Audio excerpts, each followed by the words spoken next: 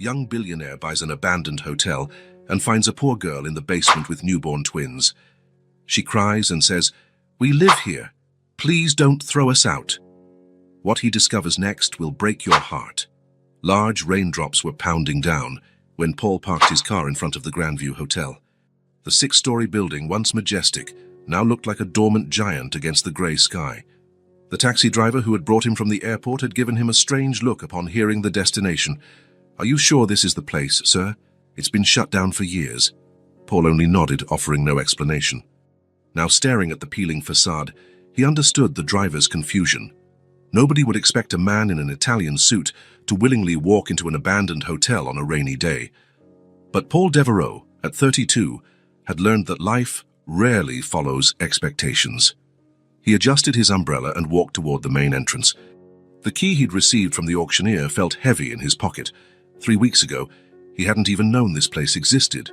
Now, it was his, another property to add to his already extensive list of assets. The lobby was surprisingly intact, shielded from the elements. A thin layer of dust covered the front desk and the cracked marble floor. Paul ran a finger over a small side table, drawing a line in the dust. The silence was almost tangible, as though the air were waiting for something. "It's not exactly the Ritz, is it?" he murmured to himself, his voice echoing faintly against the walls. His assistant, Diana, had questioned why he wanted to personally visit the place. "We can send the assessment team first. There's no need for you to bother," she'd argued. But Paul insisted. Maybe he was curious, or maybe he just needed to get out of the office and do something, anything, on his own. Ever since his grandmother Margaret's death 6 months ago, Paul had felt as though he were watching his own life from a distance. He woke up, worked, ate, slept, repeated it. Days blurred together. His empire kept growing. Stocks rose, acquisitions closed, contracts got signed. None of it seemed to matter. Margaret had been the only constant in his life since his parents died in an accident when he was just 5. She was the one who raised him, who taught him to read, who held his hand on his first day of school, who clapped the loudest at his graduation. She was the one who hugged him when he sold his first company at 23, whispering, "I'm proud of you. But remember that money is just a number. People are what really matter." Now she was gone, and Paul wondered if he had ever truly understood what she'd tried to teach him. He walked further into the lobby, his steps stirring up little swirls of dust. On the wall behind the front desk, a large, crooked painting, an old seascape, hung askew. For some reason, it made him think of the summer vacation he'd spent with his grandmother in a small coastal town when he was 10. How she smiled whenever she saw him building sandcastles, how she held his hand when the waves got too strong. "Focus, Paul," he muttered to himself, trying to push the memory aside. He was here on business. The plan was straightforward. Assess the structure, decide whether it was worth renovating the hotel or better to demolish it and build something new. Numbers, projections, return on investment. Those he understood well. In his suit pocket, he carried a folder with the building's blueprints. He opened it and studied the drawings. The Grandview had been built in the 1950s. A mid-sized hotel that had seen better days. 6 floors, 68 rooms, a restaurant, an event hall, and a small pool. In the basement were the laundry, staff quarters, and maintenance areas. Paul decided on a quick walkthrough of the place, starting from the upper floors and working his way down to the basement. He needed a general idea before the technical team arrived the next day. The elevator obviously didn't work. Paul headed for the stairwell, climbing slowly. With every step, the darkness seemed to grow denser. He turned on his phone's flashlight, illuminating stairs draped in dust and cobwebs. On the 6th floor, he opened one of the rooms. The furniture was still there, a double bed, a wardrobe, a simple desk. Through the window, one could see the entire city, its lights beginning to flicker on as daylight faded. It wasn't a bad view. With the right renovation, the place might regain some charm. Passing by one of the rooms on the 4th floor, Paul suddenly stopped. Something about that particular room felt familiar, though he couldn't pinpoint why. He stepped inside, sweeping the space with his flashlight. It looked like any other. Bed, wardrobe, desk. But there was something. Then he realized. The curtains. They were blue with small boat designs, identical to the ones his grandmother used in her guest room, where he slept on weekends before he moved in with her for good. "Impossible," he murmured. But there they were, the same shade of blue, the same little boats. How could they be here, in an abandoned hotel hundreds of miles from his grandmother's home? Paul approached, touching the dusty fabric. For an instant he could have sworn he smelled Margaret's perfume, that blend of lavender and vanilla that always surrounded her. A lump formed in his throat. "Grandma," he whispered, feeling foolish immediately. Of course she wasn't there. It was just an empty room with curtains that coincidentally looked like hers. Nothing more. He shook his head, snapping back to reality. He couldn't afford to get sentimental. There was an entire hotel to inspect, and daylight was running out. The middle floors revealed nothing special. On the second floor, Paul found what looked like the manager's room, a larger space with a small attached sitting area. On the first floor, besides the lobby, there was the restaurant and the event hall, both laden with dust and neglect. Finally, it was time to check the basement. The door leading to the service staircase was locked, but one of the keys on the keychain he'd been given opened it. The stairway was even narrower and darker than the main one. As he descended, the temperature dropped with each step, and the air became denser and damp.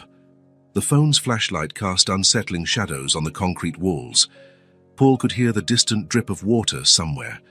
The hotel wasn't as silent as it had first seemed. Down here there was a subtle symphony of noises, old pipes groaning, wind finding its way through invisible cracks, little creaks from the settling structure. The basement was larger than Paul expected. There was an industrial laundry room with big machines still draped in plastic sheets, a boiler room, enormous and silent, a storage room for cleaning supplies with empty shelves and a few forgotten buckets in a corner. And, finally, a narrow corridor that, according to the blueprints, led to the old staff quarters. Paul hesitated a moment before entering that corridor. There was something in the air, a foreboding, perhaps, the sense that something significant awaited him beyond that dark passage. He straightened his tie, an automatic gesture of regaining control, and moved forward. The corridor had 6 doors, 3 on each side, all closed.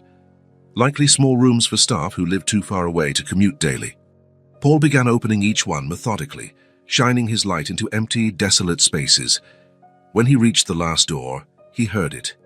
The sound was so low, so unexpected. He thought for a moment he was imagining it. He stopped, holding his breath to listen more carefully. There it was again, a muffled sob, the unmistakable cry of a child. Paul's heart pounded. Children in an abandoned hotel, perhaps homeless or something worse. "Is someone there?" he called, his voice echoing in a way it hadn't upstairs. Silence. Then a rustling sound, like someone moving quickly.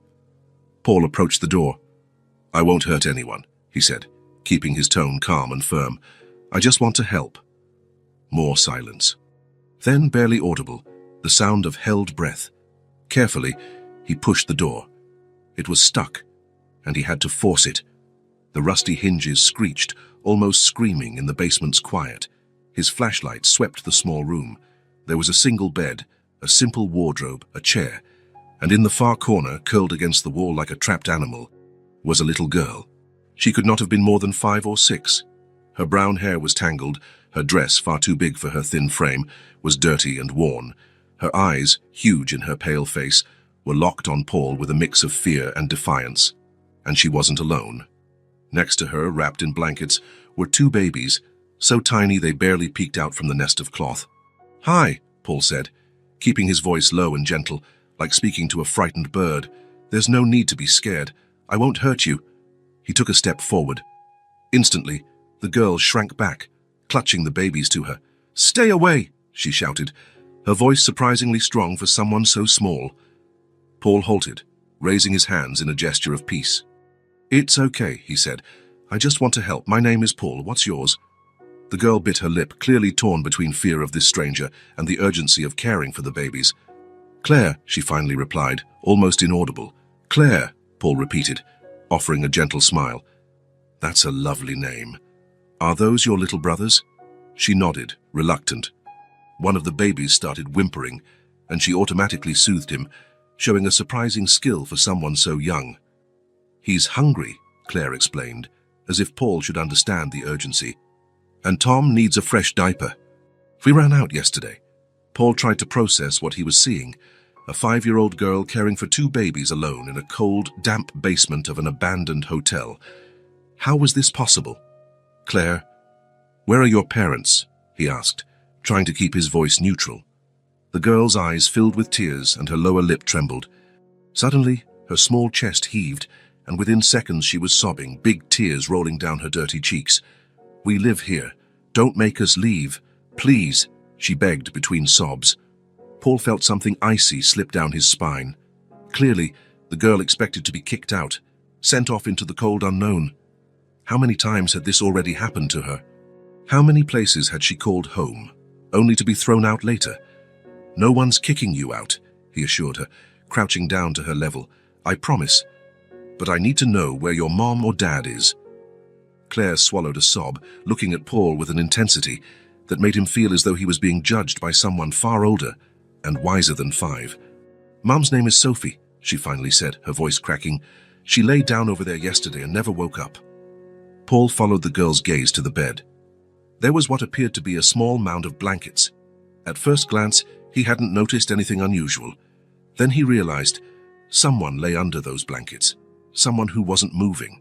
Heart pounding, Paul approached the bed. This time, the girl did not protest, only watched with eyes that seemed far too knowing for her age. Slowly, Paul pulled back part of the blanket. The face of a young woman appeared, eyes closed, skin pale, lips slightly blue. He didn't need to be a doctor to know she was gone. The shock hit him like a freight train. This woman, Sophie, had died here, in this dark, cold room, leaving 3 small children alone. How long had the girl cared for her siblings, watching over her mother's body, waiting for a miracle that would never come? He turned to Claire, trying to control his emotions.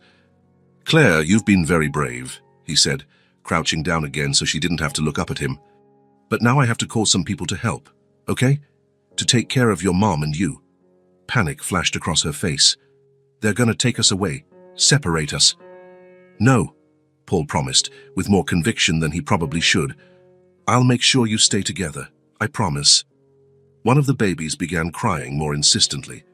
Paul looked at the children, hungry, frightened, alone, and made a decision. I'm going to make a quick phone call, he told Claire. Then we'll get you all some food, okay? He moved away slightly, but kept the children in sight as he took out his phone. His first instinct was to call the police, but something stopped him.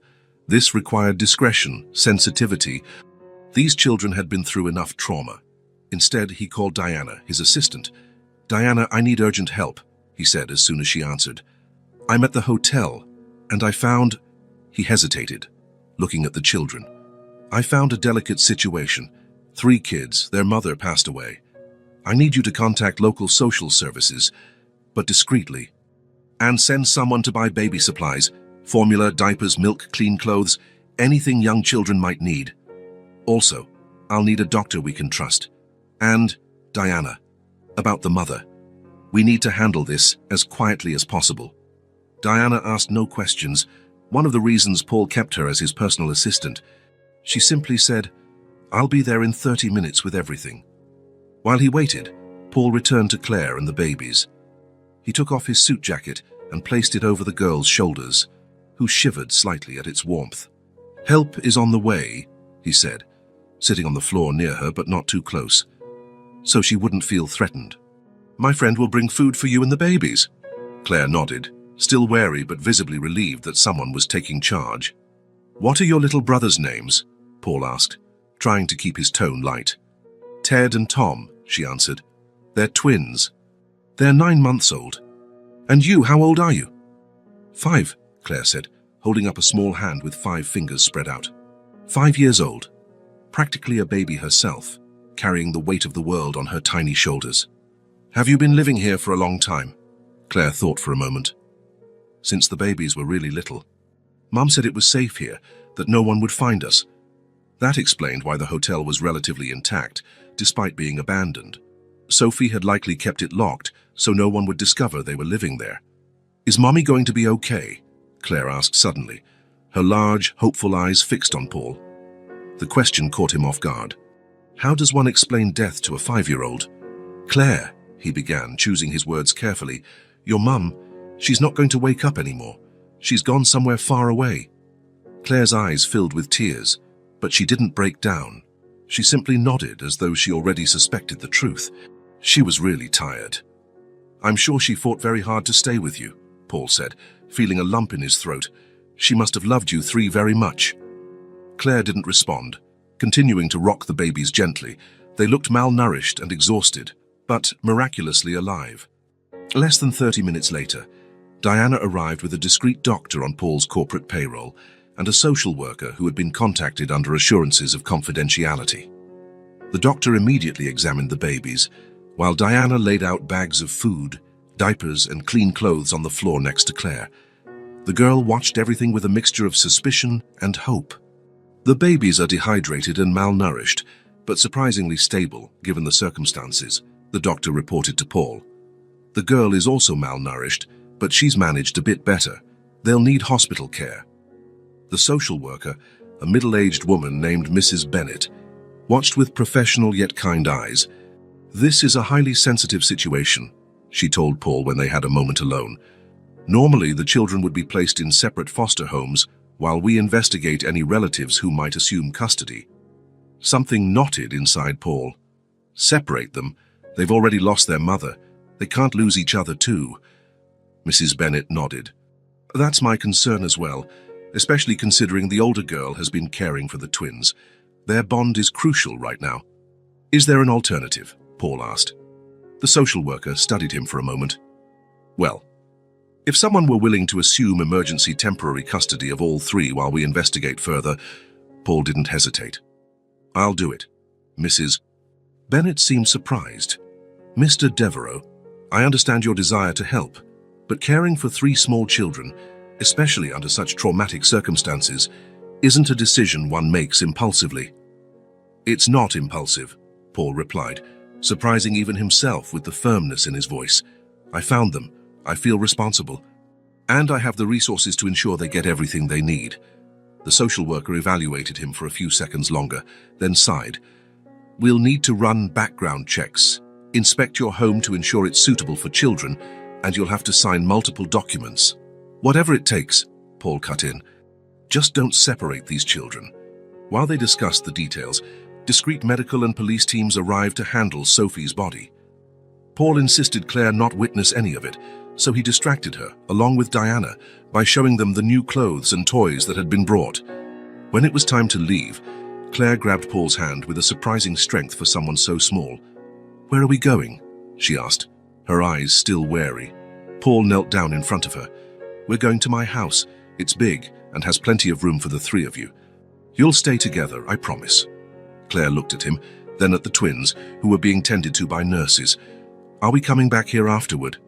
Paul thought of the cold, dark room, of the mother who would never return, of the childhood these children had almost lost entirely. "No, Claire. You'll never need to come back to this place again." As they left the abandoned hotel, Paul carrying Claire in his arms, the twins being carefully carried by medical staff, he felt a weight settle on his shoulders. It wasn't an unpleasant weight, he realized. It was the weight of responsibility, of connection. For months, ever since his grandmother passed, Paul had felt empty, as if a part of him had died along with her. Now, holding this frightened child who had displayed more courage than most adults he knew, he felt something different, something he hadn't expected to feel again so soon. Purpose. In the car on the way to the hospital, where the twins would receive the care they needed before going to Paul's house, Claire finally fell asleep, exhausted by fear and too much responsibility. Her small hand clutched Paul's shirt, as though afraid he might vanish the way her mother did. Paul looked at her sleeping face and made a silent promise, not only to Claire and her brothers, but also to himself and, in some way, to his grandmother. These children would never be alone again. They would never again know abandonment, fear, or hunger. And maybe, just maybe, by caring for them, he could find what he had lost when Margaret died, a sense of family, of belonging. The echo in the empty halls of his own life might finally be filled by something other than silence. Paul's car pulled into the emergency entrance of St. Andrew's Memorial Hospital, where a medical team was already waiting for them. Diana had phoned ahead to make sure they would receive immediate attention. The twins, still asleep in hastily arranged blankets, were gently transferred to infant stretchers. Claire, still clinging to Paul's hand, watched with wide, anxious eyes. "Will they be okay?" she asked, her voice a whisper. "Yes," Paul reassured her, giving her hand a gentle squeeze. "These are very good doctors.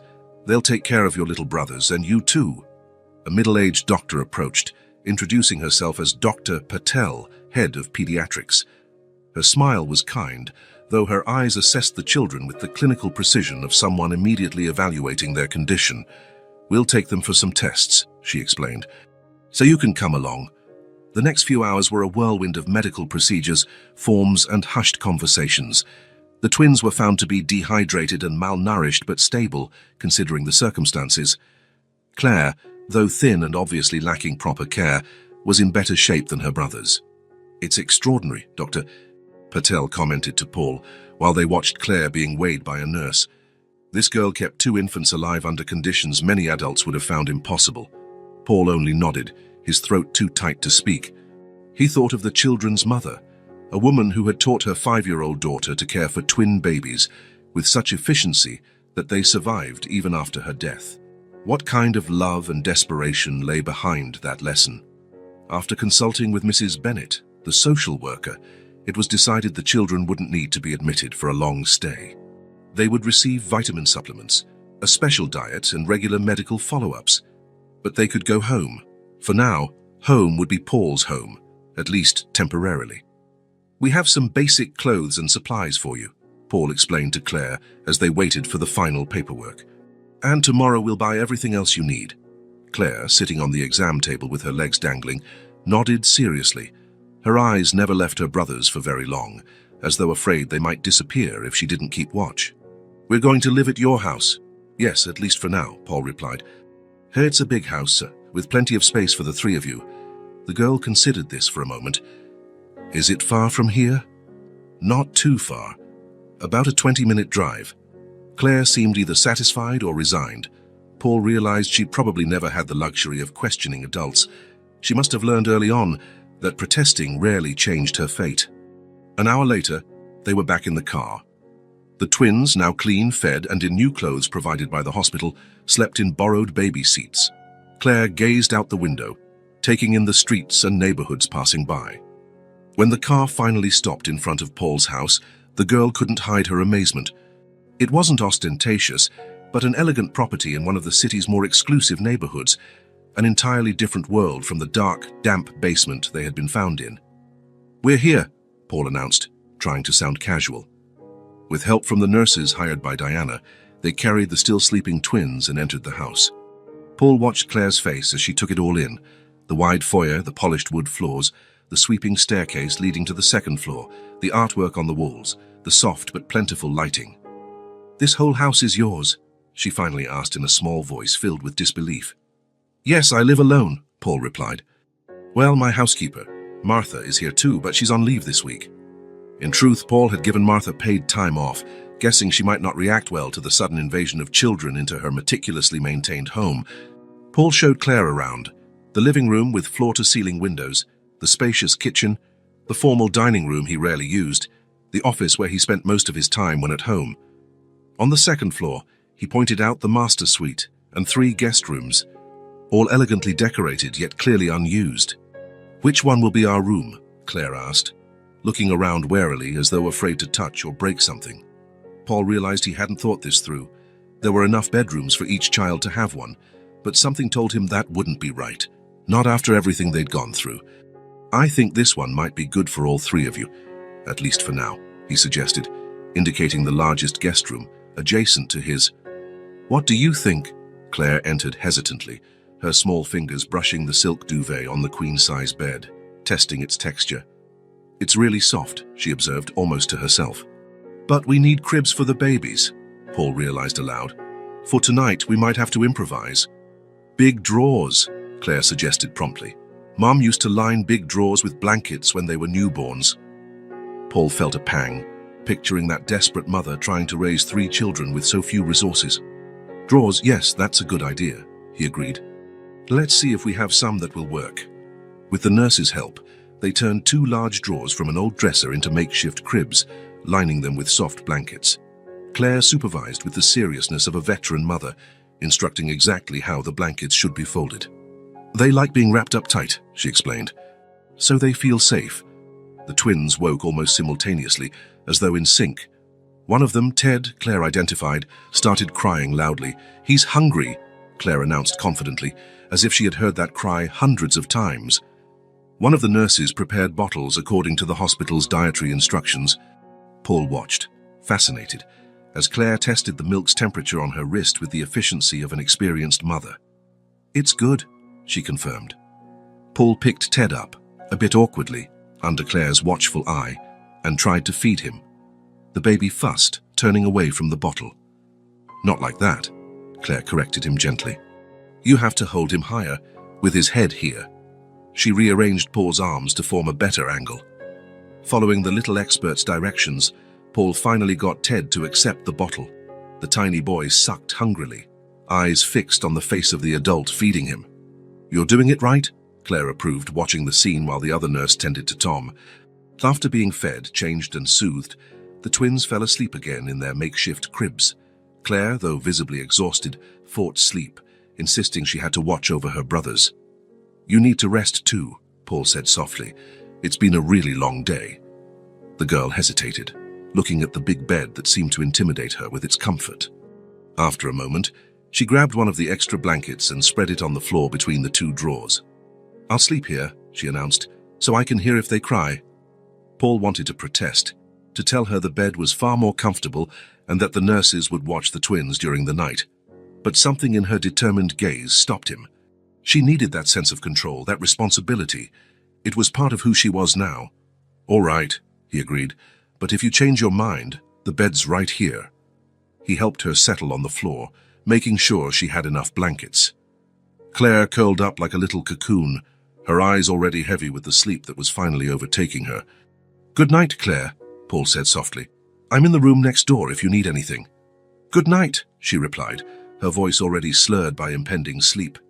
Paul lingered by the door for a few minutes, watching the three children, the twins in their improvised cribs, Claire on the floor between them, all asleep now, safe for the first time in a long while. He felt something swell inside him, an emotion he couldn't fully name. Responsibility, certainly. Concern, inevitably. But there was also something else, something that felt dangerously like love. The next morning, Paul woke early after a restless night's sleep. He checked on the children before doing anything else. The twins were still asleep, but the spot where Claire had been lying was empty. Panicking momentarily, he wondered if she had run away, but he soon found her in the kitchen, talking earnestly with the night nurse about preparing her brother's bottles. "Good morning," Paul said. "Did you sleep well?" Claire nodded. "The floor's softer than the hotel." The simplicity of that statement hit Paul like a punch. To this child, a relatively comfortable floor was a luxury worth noting. After breakfast, cereal with milk for Claire, black coffee for Paul, special formula for the twins. It was time to figure out their new routine. "We have a lot to do today," Paul announced. "We need to buy proper cribs, clothes that fit you, toys, books." Claire looked up from her cereal, confused at the mention of toys. Paul felt a pang of sadness, realizing toys were probably never part of her limited experience.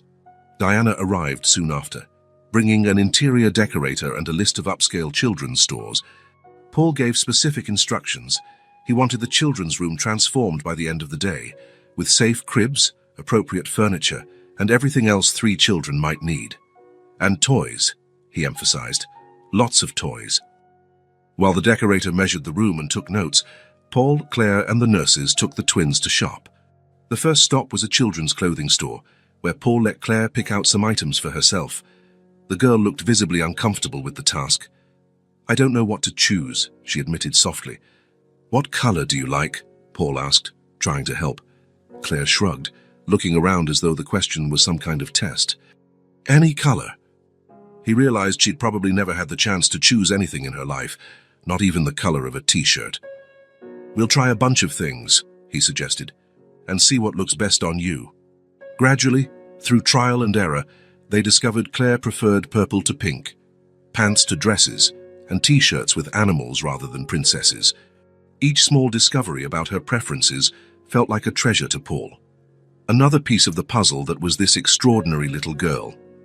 After the clothing store, they visited a large toy store. Paul would never forget Claire's expression upon entering that colorful, noisy world. Her eyes opened so wide they seemed half her face, and her mouth formed a small O of wonder. "Can I take a look around?" she asked, hesitant. "Of course," Paul replied, "and you can choose anything you like." Claire walked slowly through the aisles, touching the toys with reverence. She stopped timidly in front of a shelf of stuffed bears, picking up a medium-sized one with soft brown fur. "This one's pretty," she murmured, stroking it gently before putting it back. "Would you like to take it home?" Paul asked. Claire seemed surprised by the question. "I can." "You can choose whatever you want," Paul repeated. "That's why we're here." Slowly, almost mistrustfully, Claire picked the bear up again, hugging it to her chest. Her first toy chosen by herself. Paul felt tears sting his eyes. 2 hours and many shopping bags later, they returned home, where the decorator and her team were working at full speed. Paul took Claire and the twins to the living room, where they had lunch while the transformation took place upstairs. By late afternoon, the decorator announced she was finished. Paul took Claire by the hand and led her to the room, followed by the nurses carrying the twins. The transformation was remarkable.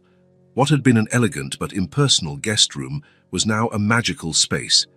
The walls had been painted a soft aqua, with glow-in-the-dark star decals. 2 high-quality cribs were positioned side by side near the window. Claire's bed now had a light lavender canopy. A soft, colorful rug covered part of the floor, creating the perfect play area. There was also a bookshelf filled with children's books, toys neatly organized in bright storage bins, and a dresser full of new clothes. Claire stood in the doorway, her eyes scanning every inch of the newly transformed room. Is this for us?" she asked, her voice barely audible. "It's all yours," Paul confirmed. She took a few hesitant steps inside, touching the bed's canopy, looking at the fancy cribs, picking a book off the shelf. "Thank you," she said simply, but her eyes conveyed far more than the word could contain. In the following weeks, a routine took shape. Paul learned how to care for the twins, making frequent mistakes, diapers put on backwards, spilled bottles, baths that left him wetter than the babies. Claire watched his efforts with a mix of amusement and concern, offering surprisingly useful tips. "You have to rock him like this after eating." She demonstrated the correct burping technique for Ted. "And Tom doesn't like his ears wiped. Be careful." Paul followed her instructions humbly, amazed by the intuitive knowledge of this 5-year-old child. "You're a great teacher, Claire," he praised her often. Little by little, Claire began allowing herself to be a child. At first, these were fleeting moments. A smile when she discovered how fun it was to jump on the soft bed, a giggle when Paul used silly voices while reading stories. Then longer spells of carefree play, building towers with colorful blocks, drawing with crayons, hugging her new stuffed bears before bedtime. Paul completely reorganized his life. Meetings were cancelled or moved online, projects were delegated. Mornings, once devoted to important phone calls and contract reviews, were now filled with feeding bottles, diaper changes, and reading children's books. Oddly, he felt more productive in the short bursts he still dedicated to work. There was no time to micromanage or obsess over perfection. Mrs. Bennett, the social worker, visited regularly to observe the children's adaptation and evaluate the environment. Always discreet and professional, she asked questions, checked documents, and spoke privately with Claire. After one such visit, when Claire was already asleep, Mrs. Bennett sat down with Paul in his office. "I have to say, I'm impressed, Mr. Devereux," she began. "The children are adapting remarkably well, considering everything. Claire, in particular, is showing emotional recovery that I didn't expect so soon." "I'm doing my best," Paul replied simply. "I can see that," Mrs. Bennett agreed, "which leads me to a question. What are your long-term intentions?" Paul paused, realizing this was a crucial inquiry. It had all started as an instinctive response to an emergency, a humanitarian gesture. But now, "I want to keep them with me," he answered honestly. "Permanently, if possible." "You're talking about adoption." The word had never been spoken before, but as soon as he heard it, Paul knew that was exactly what he wanted. "Yes, adoption." Mrs. Bennett studied him for a moment.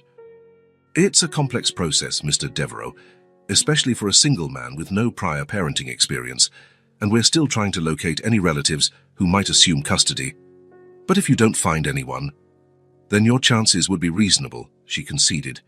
You have resources, stability, and there's already an obvious bond between you and the children. That night, after Mrs. Bennet left, Paul checked on the children before turning in.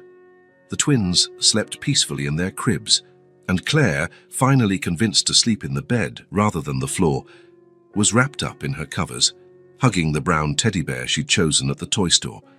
Standing in the doorway, watching the three sleeping children, Paul was struck by a clear, crystalline realization. The house, once merely a place where he slept and worked, had become something else. These walls, once silent witnesses to his loneliness, now echoed with childish laughter, occasional cries, conversations, and bedtime stories. What had begun as an emergency response, an instinctive reaction to a tragedy, had become the most meaningful thing he had ever done. He couldn't imagine the house without these children now, without Claire's hesitant smile, the twins babbling, the cheerful mess of toys in the living room, the small piles of brightly colored clothes in the laundry. He couldn't imagine his life without them. With that certainty in his heart, Paul gently closed the door to the children's room and went to his own, where his laptop sat open to a page listing the legal requirements for adoption. He knew it would be a long road, but for the first time since his grandmother's death, he felt he had found something worth fighting for with all his strength. The house that was once his alone had changed, just as he had. Now, it was truly a home that welcomed. 3 weeks had passed since Paul found the children in the hotel's basement, 21 days that felt both like an eternity and a blink of an eye. The routine, once so predictable, was now punctuated by small daily discoveries and unexpected moments that filled the once silent house with a true sense of family. The twins, Ted and Tom, were unrecognizable. No longer the malnourished, lethargic babies Paul had discovered. With proper nutrition, medical care, and plenty of affection, they had gained weight, color in their cheeks, and an energy that surprised everyone. Ted, the quieter of the two, had discovered the joy of rolling around on the thick living room rug, while Tom, more vocal, was practicing his first babbling noises that almost sounded like words. Claire, meanwhile, was blossoming slowly, like a plant kept too long in the shade finally finding the sun. She still had moments of intense seriousness, times when her eyes would grow distant, and Paul knew she was reliving losses no child should ever face. But there were also more frequent smiles, curious questions about the world around her, and even occasional laughter when something delighted her unexpectedly. The evening had been peaceful. The twins went to sleep without Tom's usual fuss. Claire had spent time drawing with her new colored pencils, creating a family of bears living in a blue house with yellow windows. Now, after a warm bath, dressed in purple pajamas, her forever favorite color, she was settling into bed. It was Paul's favorite time of day, reading a bedtime story to Claire. She had chosen a book about a family of rabbits who had adventures in the forest, one of her favorites. Paul sat on the edge of the bed and began reading, making different voices for each character the way he knew she liked. Claire listened intently, eyes following the illustrations, occasionally asking about words she didn't recognize. Gradually, her eyelids grew heavier, and Paul noticed sleep was near. He closed the book softly as he reached the end of the story. "I think it's time to sleep," he said, tucking the covers around her.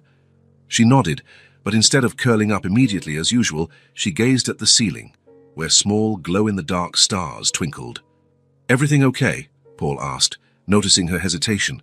She was quiet for a moment, as though organizing her thoughts. Then, without looking directly at him, she asked in a small but clear voice, "If someone wants to take us away, can you say that we want to stay with you?" The question hit Paul like a physical blow. His heart hammered in his chest. It was the first time Claire had explicitly voiced the desire to remain with him, for their temporary arrangement to become something more. Until now, she had simply taken each day as it came, never allowing herself the vulnerability of wanting something that might not happen.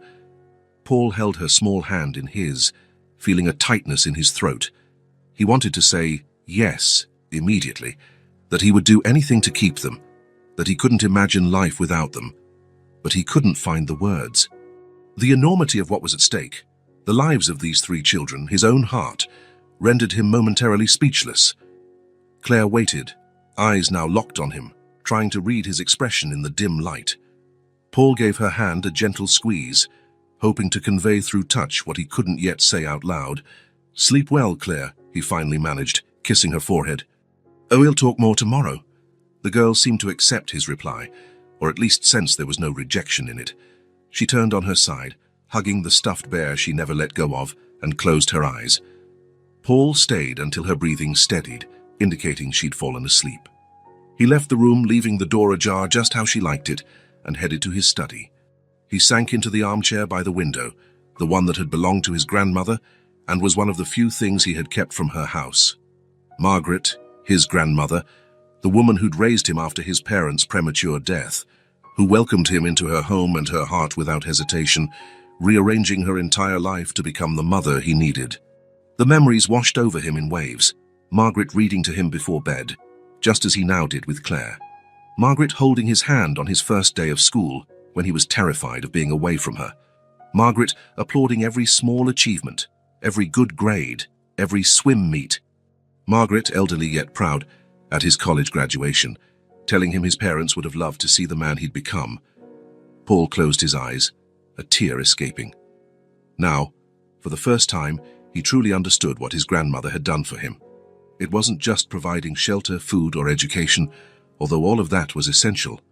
It was about unconditional love, a constant presence, the hands that were always there to hold his in difficult moments, the hands that care. Now his own hands were caring for Claire, Ted, and Tom. Hands learning to change diapers, warm bottles to the right temperature, wipe away tears, applaud small victories. Hands that, he realized, could no longer let go of them. For the first time since he found the children, Paul allowed himself to name what he felt. Love. It was love that filled his chest every time Ted smiled upon seeing him enter the room. Love that warmed his heart when Tom snuggled into his arms after feeding. Love that made his throat tighten whenever Claire tried, with great seriousness, to teach him the best way to fold the baby's clothes. It was love, both terrifying and wonderful at the same time. Or the next morning, Paul woke up early. He had made a decision during the night, after hours of tossing and turning, thinking about Claire's question and all it meant. While preparing breakfast, fruit puree for the twins, pancakes for Claire and himself, he called Diana. "Cancel all my external appointments for the next few days," he said the moment she answered, "and schedule a meeting with the best family lawyer we can find, today, if possible." Diana, ever efficient, didn't question him. "Of course, Mr. Devereaux, may I ask what it's regarding so I can inform the lawyer?" "Adoption," Paul replied, feeling a certainty he rarely experienced in other areas of his life. "I want to start the adoption process for the children." There was a brief silence on the other end. Then Diana spoke, her usually professional voice suddenly warm. "I'll get right on it, sir. And if I may say so, I think it's a wonderful decision." Paul hung up just as Claire walked into the kitchen, still in her pajamas, hair tousled, rubbing sleepy eyes. "Good morning," she said, sitting down at the table where her place was already set with a glass of orange juice and colorful plastic utensils. "Good morning, sleepyhead," Paul teased, placing a pancake on her plate. "Did you sleep well?" She nodded, picking up the fork. She seemed quieter than usual, and Paul suspected she was worried about last night's conversation, about the question she'd asked and how he hadn't answered directly. The twins soon joined them, brought by the nanny who was now helping in the mornings. Ted and Tom were settled into their high chairs, and the daily challenge of feeding them, always chaotic, began. Only when everyone was finished and the twins were playing in their activity mats in the adjacent room did Paul see his chance to talk to Claire. "Remember what you asked me last night," he began, sitting beside her on the sofa. Claire immediately tensed, eyes fixed on her hands. "Yes," she said almost inaudibly. "I'm sorry I didn't answer you right away," Paul continued. "Your question was very important and I wanted to be sure of my response." Claire lifted her gaze, her expression cautious but hopeful. "So, what is it?" Paul took a deep breath. "Yes, if anyone tries to take you away, I'm going to say, no, I'm going to do a lot more than just say that you three want to stay with me, and that I want you here with me. Forever." Claire's eyes widened, and for an instant Paul feared he had been too direct, placing too great a burden on her small shoulders. "Forever," she whispered, "like a real family." "Exactly like a real family," Paul replied, feeling a tightness in his throat. "If you, Ted, and Tom want that, of course." Claire was silent for what felt like an eternity. Then, with a move that caught Paul completely by surprise, she launched herself at him, wrapping her arms around him tightly. "We want it," she said, her voice muffled against his chest. "We really do." Paul hugged her back, blinking away tears he refused to hide. This moment was about her emotions, not his, about her hope, finally allowed to flourish. "Then that's what we'll do," he promised, kissing the top of her head. "I'm starting the process today." The next weeks were a whirlwind of activity. Paul dove headfirst into the complex process of obtaining temporary legal custody, the first step toward formal adoption. There were countless forms, interviews, and home visits to arrange. Mrs. Bennett, the social worker overseeing the case, proved a valuable ally. Though always maintaining her professionalism, she seemed genuinely supportive of the children staying with Paul. "I rarely see such a successful adaptation," she observed during one of her visits. "Claire is making remarkable emotional progress, and the twins are thriving. But most importantly, there's a clear bond between you." The family lawyer Paul hired, a middle-aged man named Robert Mills with decades of experience in adoption cases, was also optimistic. "We have a few advantages," he explained during a meeting to review documents. "Your financial status is obviously a plus. Your home and lifestyle offer stability. The social worker's report is extremely positive, and the fact that the children are already in your care, adapting well, weighs heavily in your favor." "What about potential downsides?" Paul asked, always pragmatic. "Being single with no prior experience raising kids might raise some questions, but it's nothing we can't address," Mills replied. "The key is to keep documenting the children's progress under your care and demonstrate your long-term commitment to their well-being."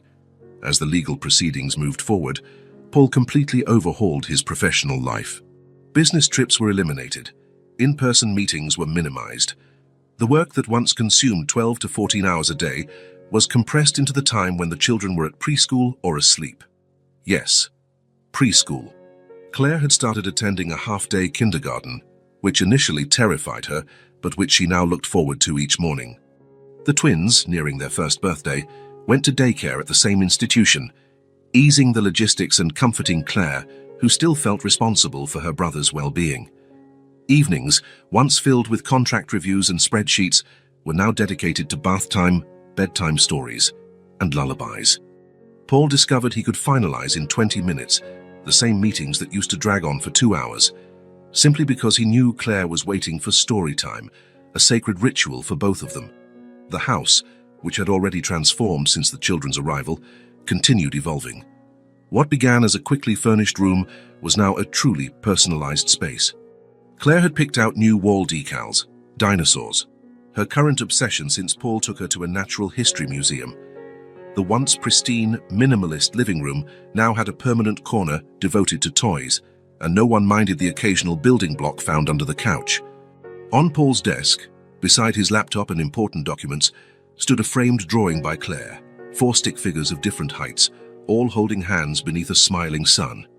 On the back, in the shaky handwriting of someone learning to write, were the words, "My family." Paul looked at that drawing whenever doubts arose, when the legal process seemed too slow, when nights of teething babies left him exhausted, when he wondered whether he could truly be a good family. That's what they had become. An unlikely family, born of chance and tragedy, but now more real than anything Paul had ever known. He still hadn't said the words.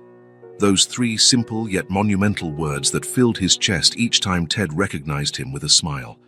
Tom stretched out his arms for a hug, or Claire proudly showed off a new drawing or talked about her day at school. But he knew, with absolute certainty, he already loved them with a depth he'd once learned from his grandmother. Love expressed more in actions than words, in the hands that care and protect. Hands he silently swore, as he watched the 3 children sleep, would never abandon them. The adoption process moved forward, although more slowly than Paul would have liked. All necessary paperwork had been submitted, the initial interviews completed, and the house had passed all inspections. Mrs. Bennett continued submitting positive reports about the children's adaptation and Paul's capacity as their guardian. But one obstacle remained, preventing the process from advancing to the next stage, formally identifying the children's mother. Sophie, that was the only name Claire knew. Without a full name, official records, or a clear history, it was impossible to legally declare the children available for adoption. Paul was in his home office, reviewing some documents, while the twins napped and Claire drew quietly on the living room rug. The girl's concentration was impressive, her tongue sticking out at the corner of her mouth as she painstakingly worked on her artwork.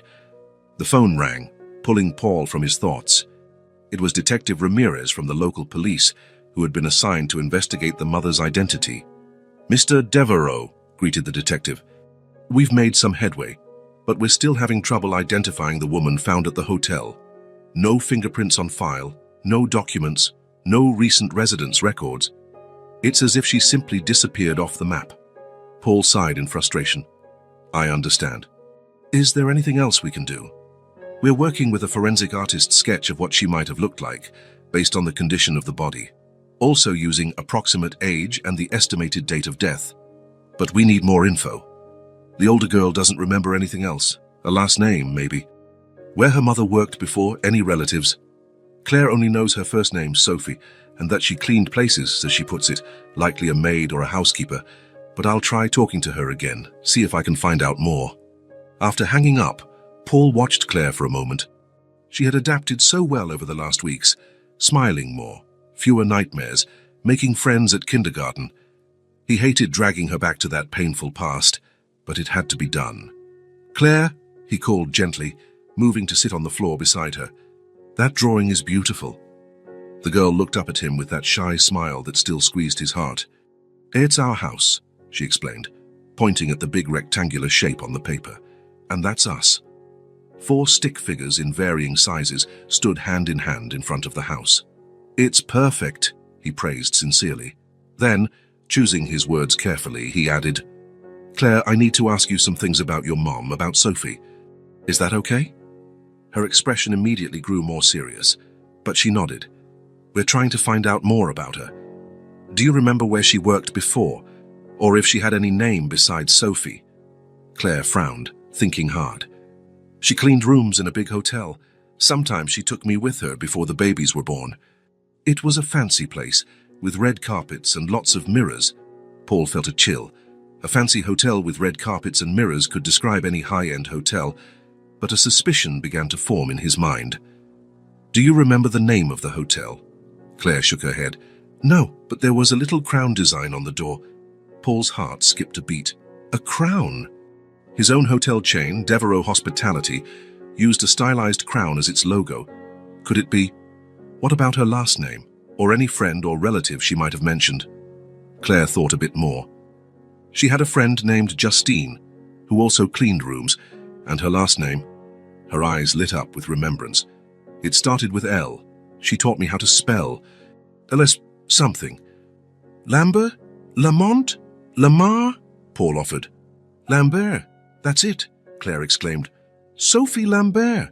She taught me how to write it, but I never got the B right." Paul felt a wave of simultaneous relief and dread. "Thank you, Claire. That helps a lot." He smiled at her, trying to hide his turmoil. "You can go back to your drawing now. It's looking really nice." Returning to his office, Paul immediately called Detective Ramirez, passing along the new information. Then, his hands trembling slightly, he placed another call to Diana, his assistant. "Diana, I need you to check something urgently. Go through the employee records for all our hotels in the region for a woman named Sophie Lambert, probably a housekeeper. I need to know when she worked for us, which location, and when and why she left." Diana's voice sounded worried. "Of course, Mr. Devereaux. This is about the children, isn't it?" "I'm afraid so," Paul replied, his mouth dry. "And please be absolutely discreet." While he waited for Diana's response, Paul found it impossible to focus on anything else. He paced his office, tortured by the possibility forming in his mind. If Sophie Lambert had worked in one of his hotels, if she'd been his employee. The phone rang 20 minutes later. Diana, efficient as ever, had found what he needed. "Mr. Devereaux?" Her voice was oddly restrained. "I found her records. Sophie Lambert worked as a housekeeper at the Devereaux Plaza from 2017 to 2019. She was let go in October of 2019, when the hotel's housekeeping was outsourced." Paul felt as though the air had been sucked from his lungs. October 2019. He remembered the decision, a recommendation from his finance team to cut operational costs. Dozens of employees laid off and replaced with a contracted cleaning service. He had signed the documents without a second thought, focused only on the numbers. Was there anything else in her file? He asked, his voice rasping. Just the basics. She was 29 at the time of termination, single, no dependents listed. Diana paused. Sir, does this mean... Thank you, Diana. I need to call Detective Ramirez. Paul ended the call before she could say more. With a heavy heart, he shared the information with the police. The detective promised to accelerate the investigation now that they had a full name and details of her last known job. That night, once the children were asleep, Paul sat on his porch, a glass of whiskey untouched by his side. The possibility that Sophie Lambert, Claire's and the twins' mother, had once been his employee, fired due to a cost-cutting measure he approved, was devastating. Try as he might to rationalize, he didn't know her personally, he wasn't aware of her situation. The decision affected dozens of staff, not just her. Paul couldn't stop the growing sense of responsibility. If Sophie had worked for him, lost her livelihood because of a line in a spreadsheet he signed off on. That 2 days later, Mrs. Bennett asked to meet him at her downtown office. Her tone on the phone had been grave, indicating important news. Paul left the children with the nanny and made his way there, his chest tight with dread ever since the revelation about Sophie. The social worker greeted him with her usual professionalism, but there was something in her eyes, a mix of empathy and concern, that alerted Paul the news wouldn't be easy. Mr. Devereaux, she began once he was seated across from her desk. We have the results of the investigation into the children's mother. She opened a file in front of her, though she seemed to know its contents by heart. Sophie Lambert, 31, worked as a housekeeper at the Devereaux Plaza Hotel until October 2019, when she was laid off during an outsourcing process. Mrs. Bennett paused, watching Paul's reaction. He only nodded, jaw clenched. Yes, we discovered that connection. She worked for my company. There's more, the social worker continued. After her dismissal, Sophie tried to find other jobs, but she was 6 months pregnant with the twins and struggled to get hired. Apparently, the children's father, who also worked in maintenance at the same hotel, abandoned her when he found out about the pregnancy.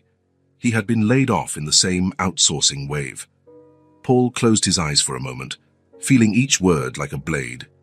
Her last recorded address was a small apartment near the hotel. She was evicted 3 months after losing her job, for non-payment of rent. After that, there's no official record of where she lived. That's when she moved into the abandoned hotel, Paul said, voice barely above a whisper. Mrs. Bennett nodded. From what we can piece together from the few belongings found and a former colleague who identified her, Sophie found out about the decommissioned hotel while searching for a place to stay. Since it was part of the same chain where she'd worked, she knew the layout and how to sneak in, how to tap into the water supply, how to remain hidden. Paul felt sick. The picture forming was horrifying. A pregnant woman, recently unemployed and abandoned, with no resources, finding refuge in a vacant building that, cruelly, belonged to the same company that had fired her. The twins were born about 3 months after she settled in the hotel, Mrs. Bennett continued. From what we can deduce, she cared for them alone, with help from her older daughter. They survived on odd jobs Sophie managed to secure, and occasional help from a few acquaintances who knew of her situation, such as the former colleague who came forward. But the pandemic made everything harder. The cause of death was pneumonia, untreated because she lacked access to medical care. The room seemed to spin around Paul. The pandemic. Of course. While he was safe in his home, attending virtual meetings and watching his assets grow, Sophie Lambert was dying in a cold basement, trying to protect her children until her final breath. Mr. Devereaux? Mrs. Bennett's voice brought him back. I know this is extremely difficult. The connection between you and the children's mother is complicated, but I want to assure you, it doesn't negatively impact the adoption process. In fact, now that we have her full identity and confirmed there are no close relatives, we can move to the next steps. Paul barely heard her. In his mind, a single haunting truth repeated itself.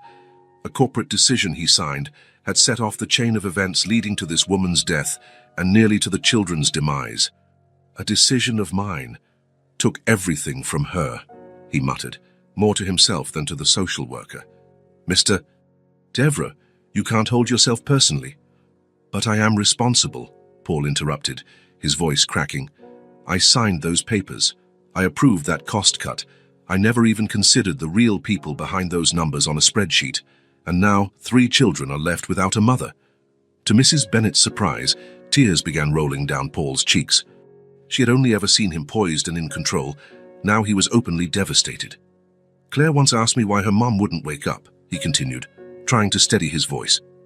What do I tell her now? That her mother died because I wanted to raise profit margins by 2 percentage points. Mrs. Bennet inhaled, giving Paul a moment to compose himself. What happened is tragic, no doubt, but blaming yourself won't bring Sophie back or help the children. The question now is, what will you do with this information? The question hung in the air, heavy and challenging. Paul wiped his tears with the back of his hand, trying to regain control. You're right. What matters now are the kids, Claire, Ted, and Tom. He straightened in his chair, a new resolve forming amid the pain and guilt. I can't change the past. I can't undo the decision that led Sophie to this situation, but I can, and will, make sure her children get everything they need, everything she couldn't give them. He looked at Mrs. Bennet directly, his eyes still shining with tears but now also with determination. I'm going to give them everything. Not just material comfort, but love, education, opportunities, stability. It's the least I can do. Mrs. Bennet nodded, recognizing the sincerity in his words.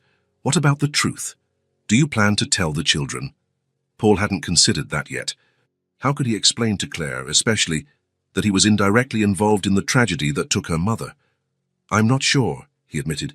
Claire is so young. But she deserves to know who her mother was. She deserves to know Sophie fought for them until the end, doing all she could with the few resources she had. He paused. Eventually, yes, she'll learn about my connection, about the hotel, all of it, but only when she's old enough to understand.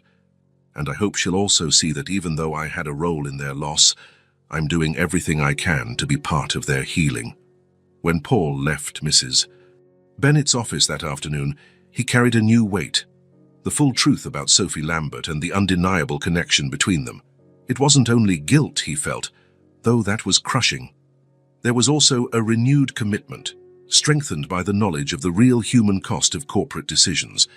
In the car on his way home, to the children, he let himself cry again. He cried for the woman he had never met, but whose fate he had unwittingly sealed. He cried for the children who would forever bear their mother's absence. He cried for his own blindness, for the years of making decisions based solely on numbers, never thinking about the human stories behind them. But as the tears dried, a resolution grew within him, as strong and clear as the love he now felt for Claire, Ted, and Tom. The past couldn't be changed, but the future of those 3 children, was in his hands, and he would do everything possible to honor Sophie's sacrifice, to transform a story of loss and injustice into one of redemption and love. Sophie Lambert might have been just another name on a layoff list to Paul Devereaux, the executive, but to Paul the father, the man who was becoming a dad, she would forever be more than that. The woman who, without knowing, had taught him the value of human life and given him, through her children, the chance to be a better person than he'd ever been. Morning dawned bright and promising, as though the sky itself wished to celebrate the day's importance. Paul woke before the alarm after a restless night. It wasn't negative anxiety, but that electric anticipation that precedes the most decisive moments in life. Today was the day of the final interview with the social evaluation team. The last major hurdle before the decision on the children's permanent guardianship.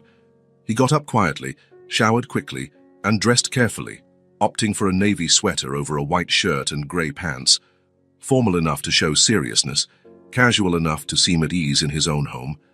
Diana had suggested this balance, and Paul trusted her judgment. In the kitchen, he prepared breakfast with the efficiency of a man who had already mastered the routine. Scrambled eggs for Claire, who'd recently decided she liked them with a bit of grated cheese. Oatmeal with mashed banana for the twins, who at nearly 2 years old already had distinct food preferences. Ted favored fruit, while Tom leaned toward anything with cheese, just like his sister. As he set the table, Paul mentally revisited everything that had happened over the past months. The shock of discovering Sophie Lambert, a former employee of his hotel, had lost everything because of a cost-cutting measure he'd approved, the crushing guilt that had consumed him for weeks, until he finally heeded his therapist's advice. He couldn't change the past, but he could honor Sophie's memory by being the best father possible to her children. Then came the determination rising from the ashes of guilt, the complete restructuring of his company's employment policies, the establishment of a support fund for single mothers in vulnerable situations, the substantial donation to social housing programs. None of it would bring Sophie back, he knew, but maybe he could prevent other stories like hers from happening again. The sound of small, hurried footsteps broke his train of thought. Claire appeared in the kitchen doorway, still in pajamas, her hair a tousled frame around a face now fuller and healthier. "Good morning," she said, rubbing her eyes. "You got up early." "Good morning, Princess," Paul replied, smiling. "We have an important day today, remember?" Claire nodded, suddenly more awake. "Today's when those people come to see if we can stay together forever, right?" The simplicity of her question caught Paul's heart. "Yes, that's right. But don't worry, it'll be fine." "I'm not worried," she declared with surprising confidence. "You keep your promises. You're not like other grown-ups." Paul felt his throat tighten. In her 6 years, Claire had learned the hard lesson that adults' promises aren't always trustworthy. Except his, apparently. "Thanks for trusting me," he said, helping her onto the kitchen stool. "Now how about these scrambled eggs?" While Claire ate, Paul went to fetch the twins. He found them already awake in their cribs, babbling in their private language, comprehensible only to them and occasionally to Claire. "Good morning, guys," he greeted, rewarded by identical smiles that still melted him, even after all these months. "Papa!" exclaimed Ted, reaching out for him. Not to be outdone, Tom did the same. After breakfast and the usual getting-ready routine, baths, clean clothes, hair combing, the house was ready for the evaluation team. Paul took one last walk through, making sure all was in order. Not that there was likely to be much out of place. Martha, his longtime housekeeper, had adapted surprisingly well to the children's presence, keeping the house immaculate despite the permanent toy corner in the living room. The intercom buzzed precisely at 10 o'clock. Paul took a deep breath, straightened his sweater, and went to answer. Mrs. Bennett arrived with 2 other professionals, Dr. Levine, a child psychologist who had interviewed Claire before, and Ms. Rodriguez, an adoption specialist from the state agency whom Paul had yet to meet. "Good morning, Mr. Devereaux," Mrs. Bennett greeted warmly, yet professionally. "I trust everyone is ready for our visit." "More than ready," Paul replied, ushering them into the living room. "Claire was asking about you at breakfast."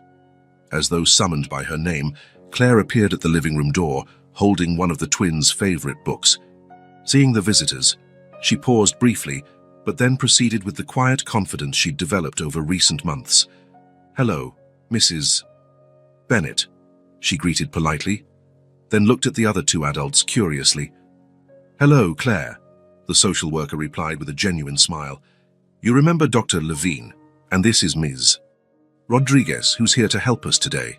Claire nodded, studying the newcomers with those keen eyes that always seemed to see far beyond her years. Paul still marveled at how perceptive she was. "The babies are in the playroom," she said, taking on the role of little hostess. "Want to see them?" The adults exchanged approving looks at her initiative. "We'd love to, Doctor," Levine said. Claire held out her hand to Paul, who took it at once, and together they led the visitors to the adjacent playroom where Ted and Tom were playing on a large, colorful mat. A thorough child-proofing system was in place. Outlet covers, corner guards on the furniture, a gate at the stairs. The twins, now more mobile than ever, required constant attention. Ms. Rodriguez immediately knelt to the twins' level, and they studied her with curiosity. "Hello, boys. That's a very nice toy you have there." Tom, the more sociable, offered her one of the wooden blocks in his hand. Ted, more cautious, glanced at Claire, seeking reassurance. "It's okay, Ted," Claire said, letting go of Paul's hand to go over to her brother. "They're friends." Paul watched the interaction, heart full. The bond between the 3 siblings was one of the most beautiful things he had ever witnessed. Claire, so young yet so protective. The twins, implicitly trusting the sister who had cared for them since birth. "Mr. Devereaux," Mrs. Bennett called, gesturing to the sofas, "shall we have a chat while Dr. Levine and Ms. Rodriguez spend some time with the children?" Paul nodded, though part of him wanted to stay with Claire and the twins. He followed Mrs. Bennet into the main living room, while the other two professionals remained behind with the children. "How are you feeling today?" Mrs. Bennet asked once they were seated. "Nervous," Paul admitted, forcing a tight smile. "But confident. We've built something real here, something good." The social worker nodded. "I can see that. The transformation in Claire, especially, is remarkable. I remember the first time I saw her back at the hotel. She was basically a miniature adult, carrying responsibilities far too heavy for her tiny shoulders. Now she seems like a child. A happy child." "She still has moments," Paul said. "Sometimes I wake at night and find her checking on the twins, making sure they're breathing, or stashing food in her nightstand as though afraid it might run out." "Scars from what she lived through," Mrs. Bennet observed. "It'll take time for those to fade, if they ever do. But the important thing is she's secure enough to gradually reclaim her childhood." Their conversation continued for about an hour, covering all the practical aspects of Paul's life with the children: routines, education, healthcare, plans for the future. Mrs. Bennet took occasional notes but mostly just listened, with the focused attention that characterized her. Then they switched places. Paul went to stay with the children, while Dr. Levine and Miss Rodriguez met privately with Mrs. Bennet. The minutes dragged by as he tried to concentrate on the twins' games and Claire's stories, all the while aware of the low voices from the other room. Finally, Mrs. Bennet appeared in the doorway. "Mr. Devereux, could you come for a moment? Claire, would you mind staying with your brothers a bit longer?" Claire nodded solemnly, like someone entrusted with an important mission. "I can read them a story," she offered, picking a picture book from the low shelf. Paul followed Mrs. Bennet back to the living room, where Dr. Levine and Miss Rodriguez wore carefully neutral expressions. He sat trying to steady his racing heart. "Mr. Devereux," Mrs. Rodriguez began, opening a folder on her lap, "we have a few final questions." The following questions were direct and occasionally uncomfortable, about his work schedule and how he would balance business demands with raising 3 small children, about his own childhood and losing his parents young, about his mental health after discovering his connection to Sophie Lambert. Paul answered everything truthfully, acknowledging his shortcomings but emphasizing his absolute commitment to the children. "I'm not perfect," he admitted. "I make mistakes. Sometimes I still put the twins' diapers on backwards." That earned smiles from all 3 evaluators. "But I love Claire, Ted, and Tom more than I ever thought it possible to love anyone. I'll do whatever it takes to be the father they deserve." Mrs. Rodriguez scribbled one last note and closed her folder. "Thank you for your honesty, Mr. Devereux. I believe we have everything we need." "So what happens now?" he asked, unable to hide his anxiety. "Now," Mrs. Bennet explained, "we need to deliberate. But first, there's something I need to show you." She opened her own folder and removed a sealed plastic envelope. This was found among Sophie Lambert's belongings in the hotel basement. The police kept it during the investigation, but it's been released now. We believe you should see it. Paul accepted the envelope with slightly shaking hands. Inside was a single sheet of plain paper, folded carefully. He recognized immediately the delicate handwriting, though it seemed made by someone weak or unwell. It was a letter, or rather a brief note. "To whoever finds my children. If you're reading this, it probably means I'm no longer here to care for them. I beg you, please, don't separate them. Claire needs her brothers as much as they need her. And please, don't let my children be lost. They are all I have. Tell them I loved them with every breath, until my last. Sophie L." Paul felt tears sting his eyes once more. The simplicity of those words, the concern of a mother who, even facing her own mortality, thought only of her children's well-being, was heartbreaking. "Don't let my children be lost," he whispered, rereading it. "They're all I have." He looked up to see the 3 evaluators watching him with sympathetic expressions. "They're all I have now too," he murmured, more to himself. Mrs. Bennet offered him a tissue, which he accepted with a nod of thanks. Carefully folding the note, he slipped it back into the envelope. "I believe you should keep it," the social worker said, "to show the children when they're older, so they know how much their mother loved them." Paul nodded, speechless. The weight of what Sophie Lambert lost and what he gained had never felt so real. "Well," said Dr. Levine, gently breaking the emotional silence, "I think we should discuss our observations in private now. Mr. Devereux, would you mind returning to the children while we deliberate?" Paul took a deep breath, composing himself. Of course. He went back to the playroom, finding Claire reading enthusiastically to the twins, using different voices for each character, just as he did for her. Ted and Tom sat on the rug, captivated by the story and the bright pictures she showed them. And then the little bunny found its way home, Claire was reading, turning the page carefully. Because home is where your family is. That's a great story, Paul commented, sitting down with them on the floor. Claire looked up with a smile. It's their favorite. Then, noticing his expression, she frowned. Are you sad? Paul shook his head. No, not sad. Just emotional. Because the people are here to decide if we can stay together, she asked, direct as always. Yes, that's part of it. Claire closed the book and, to Paul's surprise, climbed into his lap, a gesture of affection she seldom initiated. It's going to be fine, she said with a surprising certainty. We belong together, like a real family. The twins, seeing their sister in Paul's lap, toddled over with unsteady steps to join the cuddle, each claiming a knee. That was how the evaluation team found them 15 minutes later, Paul sitting on the floor with all three children in his lap, reading the story Claire had started. So absorbed in their moment, they seemed oblivious to the rest of the world. Mrs. Bennet cleared her throat softly to get their attention.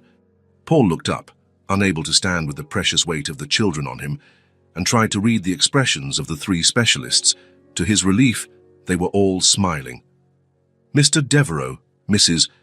Bennet began, her professional tone gentled by the scene before her. After a thorough evaluation and considering all the relevant factors, we are ready to make our recommendation to the court. Paul felt Claire tense in his arms. Instinctively, he tightened his hold around her for reassurance and for himself. Our unanimous recommendation is to grant you permanent custody of these three minors, Mrs. Bennet continued. With Sophie Lambert's complete identification and confirmation that there are no living relatives, the formal adoption process can begin as soon as permanent custody is awarded. For a moment, Paul couldn't speak, emotion constricting his throat. Claire spoke first. Does that mean we get to stay together? Forever? Miss Rodriguez smiled at her. Yes, Claire. It means exactly that. She turned to Paul, her eyes shining with mixed hope and fear, as though afraid to fully believe in the promise of permanence. We're real now, she asked quietly. Tears finally spilled down Paul's cheeks, but he didn't care. He smiled through them, placing his hands gently on Claire's small face. It's real, and it's forever, he answered, his voice thick with emotion. The smile that lit Claire's face, a smile without reservations or shadows, pure childhood joy, was like sunrise after the longest night. She threw her arms around Paul's neck, hugging him with all the strength her little body could muster. The twins, sensing the joy, joined in their own way, clapping and laughing. The evaluators watched the scene with moved smiles, even the ever-professional Mrs. Bennet discreetly dabbing at an eye. There are still some administrative details, she said gently, not wanting to break the moment but mindful of her role. And the formal court hearing is set for next week, but it's just a formality at this point. Paul nodded, not letting go of the children. We'll be there. All of us. After the evaluation team left, Paul and the children celebrated with an impromptu picnic in the living room, eating sandwiches and chocolate cake on a blanket spread over the rug, laughing and making plans for a future they would now officially share. That night, after the twins were asleep and Claire was in bed, Paul returned to his office and opened Sophie's note again. He read it several times, absorbing every word, honoring the woman he never knew but to whom he owed everything. Don't let my children be lost, she had written. Paul looked at the framed photo on his desk, him, Claire, and the twins at the zoo, all smiling for the camera, a true family in every way that mattered. They'll never be lost, Sophie, he promised aloud, and you'll never be forgotten. Not them, not you. In the hallway, without Paul noticing, Claire stood at the slightly open office door, listening. She slipped quietly back to her room, snuggling under her covers with a small smile. Finally, after so much uncertainty, she was certain of one thing. They were home. Really home. Forever. And that was all that mattered. Winter gave way to spring, and spring to summer. 8 months had passed since the final court hearing, where the judge had made official what their hearts already knew. They were a family, legally, definitively, forever. The sun shone brightly that July morning as the car pulled up in front of what was once the Grandview Hotel. The building, once decrepit and abandoned, now boasted a refurbished facade, gleaming windows, fresh paint, and a new name elegantly displayed above the entrance: Lambert Residence. Paul took a deep breath, taking in the sight of the building that had changed his life. 2 years ago, none of this had seemed possible, neither the transformation of the old hotel nor the even deeper transformation that had happened within himself. "It looks beautiful, doesn't it?" he remarked to Claire, who was looking out the car window, eyes wide at the drastic change in the place where Paul had found her. "It doesn't even look like the same place," she replied, clearly impressed. Her small fingers fidgeted nervously with the edge of her purple dress, still her favorite color, one of the few certainties she carried from her past. Paul adjusted his tie, still not entirely comfortable with formal wear even after years of corporate life. But today was different. It wasn't the businessman wearing the tie, it was the father, the man who had learned the true meaning of family in the most unexpected way. The original idea had come to him the day they discovered Sophie Lambert's background, that she'd once been employed by his hotel, fired during an outsourcing push he'd approved. That night, unable to sleep, haunted by guilt and the unexpected connection, Paul had begun planning something to bring meaning to that tragedy. Now, less than a year later, the project was complete. The Grandview Hotel had been entirely renovated into a residential complex for families in vulnerable situations, especially single parents and low-wage workers, exactly the kind of situation Sophie had once faced. "Are you nervous?" he asked Claire, noticing how she smoothed her dress repeatedly. The nearly 7-year-old shook her head, though her worried lip-biting betrayed her tension. "A little," she admitted. "What if I do it wrong?" "You can't do it wrong," Paul reassured her. "You just hold the scissors and cut the ribbon when I say so, that's all." She nodded, appearing more confident. In the back seat, Ted and Tom sat in car seats, unusually quiet, perhaps sensing the day's importance. At nearly 3 years old, the twins were no longer the fragile infants Paul had found. They were active little boys, each with his own distinct personality. Ted, the contemplative one who loved picture books and building block towers. Tom, the talkative explorer, with a laugh that seemed to fill the whole house. "What do you think Mom would say about today?" Claire asked suddenly, catching Paul off guard. It was a question that came up more often now that Paul spoke openly about Sophie, sharing the little they knew and keeping her memory alive as part of the children's identity. "I think she'd be very proud," he said sincerely. "Especially of you, holding the scissors at the opening ceremony." Claire smiled that smile that still made Paul's heart squeeze, a reminder of how much this little girl had overcome and how resilient she was. "Shall we?" Diana called from outside the car, glancing at her watch. "Guests are already arriving." Paul helped the children out. He carried a twin in each arm, while Claire walked beside him, carefully holding the ceremonial scissors wrapped in a purple ribbon. A small crowd had gathered at the entrance. Employees from the Devereaux Group, local officials, representatives from organizations supporting single parents and vulnerable families, along with familiar faces like Martha, almost a grandmother figure to the children now, Mrs. Bennett, the social worker who had guided them through it all, and even Detective Ramirez, who had investigated Sophie's case and now befriended the family. As Paul approached, the little crowd parted. There was a moment of silence, then applause. Claire gripped Paul's hand, partly hiding behind him. She was still shy around large groups, despite her progress. The mayor made a brief speech about the project's importance, a pioneering model in the city, meant to be replicated elsewhere. He talked about how Lambert residents provided comprehensive solutions, affordable housing for 25 families, on-site support services, communal facilities. "This project not only provides dignified housing for 25 families," the mayor concluded, "but also integrates services that promote autonomy and development. It's exactly the kind of holistic approach our city needs." Then it was Paul's turn. With the twins now in Diana's arms, he stood at the microphone, Claire by his side, her small face solemn with the responsibility of the moment. "Lambert Residence is not just another property," he began. "It's a commitment to the 25 families who will live here. Parents who work essential jobs, teachers, nurses, people who keep our city running but often can't afford to live in it." He paused, glancing at Claire, who watched him closely. "When I acquired this hotel at auction 2 years ago, My intention was simply to renovate it or demolish and build something else. I was thinking only in terms of return on investment, spreadsheets, profits." His voice softened.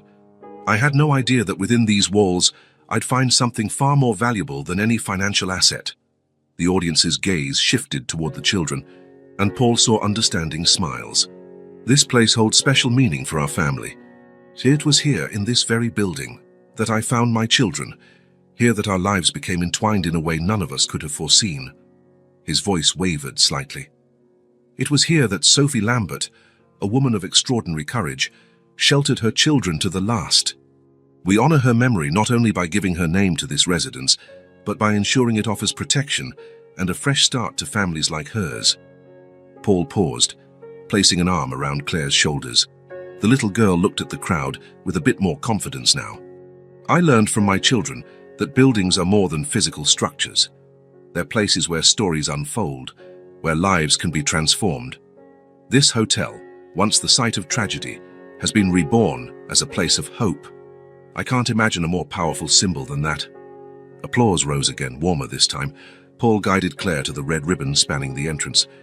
Diana stepped up with the twins, one in each arm. "Let's cut it together," Paul suggested, placing his hand over Claire's as she held the scissors. With a careful motion, the ribbon was cut. Applause erupted, cameras flashed, and exclamations of approval filled the air. Claire smiled, proud of her part in the ceremony, while Ted and Tom clapped, sharing the excitement. Paul bent to pick Claire up, something he didn't do as often anymore now that she was growing, but which still felt right on special occasions. Diana came closer with the twins, who reached out, wanting to join the family embrace. For a moment, they simply stood there, gazing at the renovated building now poised to offer hope where once there had been despair. "This is where it all began and began again," Paul said softly, more to his family than to the crowd. Claire rested her head on his shoulder, a gesture of trust that had taken months to emerge naturally. The twins, eager to explore, pointed toward the entrance. Together they walked through the doors of Lambert residence.